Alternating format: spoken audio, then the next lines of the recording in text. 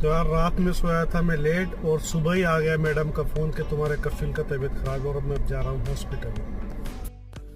तो यार हॉस्पिटल में पहुँच तो गया, नींद भी बहुत आ रही थी रास्ते में आते हुए। तो मैंने कॉल किया तो अभी बोल रहा है कि 5 मिनट, अभी 5-10 मिनट बाहर वेट करो, गाड़ी अंदर जाने नहीं दे रहे, गाड़ी बाहर खड़ी है सारी की सारी। तो बाहर वेट करते हैं थोड़ी देर, देखते हैं कितनी देर में आता है।